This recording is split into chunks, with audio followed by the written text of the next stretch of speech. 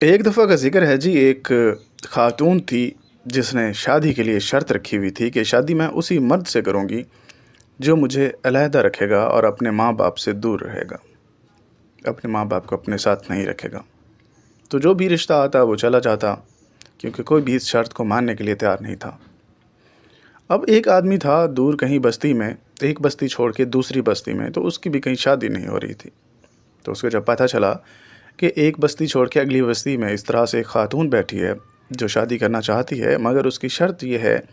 कि मैं शादी उससे करूँगी जो अपने माँ बाप से दूर रहेगा, मुझे अलहदा घर में रखेगा और अपने माँ बाप से कभी मुलाकात भी नहीं करेगा, उन्हें छोड़ देगा। तो उसने रिश्ता भिजवाया और कहा कि ठीक है, मैं इस शर्त को मानने के लिए तैयार हूँ, मैं अपने माँ बाप के साथ भी नहीं रहूँगा,